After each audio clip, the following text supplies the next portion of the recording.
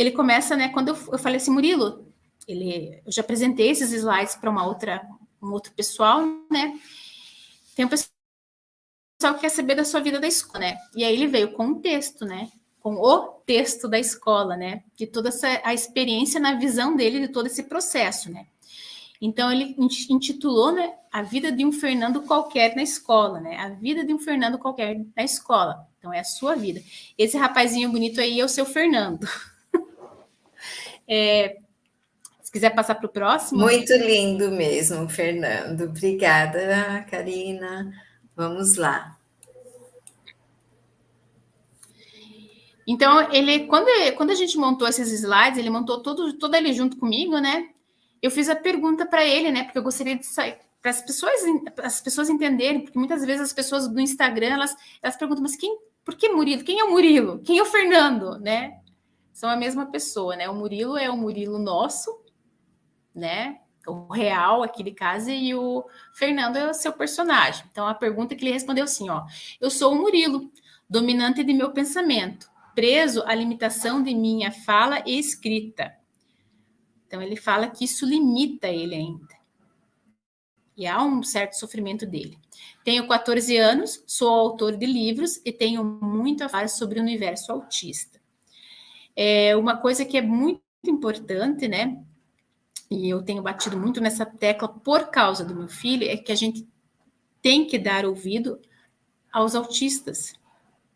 Porque do lado de cá, do lado de fora, né, é uma coisa, é a percepção que a gente tem deles, mas a percepção deles com o mundo, às vezes, ela é ignorada, né? Então, é uma coisa que eu acho que a gente tem que pensar muito.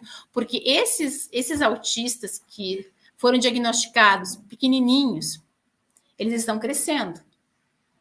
E eles estão tendo mais, eu não sei se seria mais chance, mais oportunidade de um desenvolvimento, né?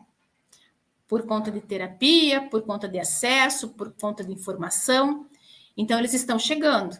Né? E eu acho que a gente não pode andar para trás, a gente tem que andar para frente. E eu acredito que vai vir uma leva cada vez maior. Então, a gente saber do universo deles pela ótica deles é essencial, né?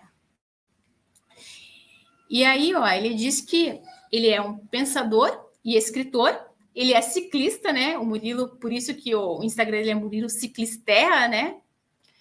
Corredor, ele corre também, ele é amante e observador da natureza.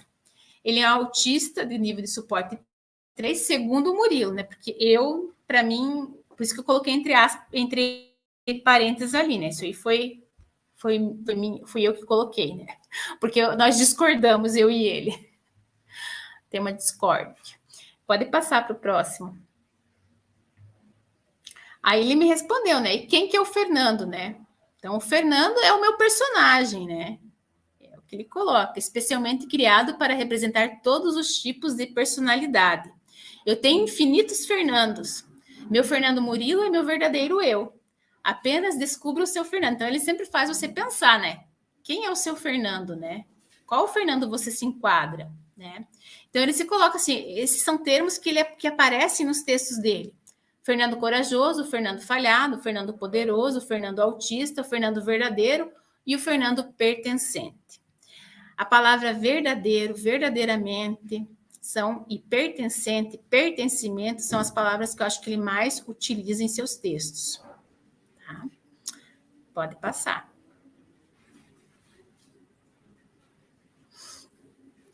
O mundo autista dentro da escola, né? Um Fernando qualquer na escola, né? Então, ele vai falar, nesse comecinho, como que foi sua primeira experiência lá, quando ele entrou na primeira escola da vida dele, né? Então, ele começa assim, eu, Fernando Murilo Bonato, né? Preciso mostrar meu mundo dentro de uma escola pertencente à inclusão. Primeiro, vou alertar que será muito poderosa a minha fala.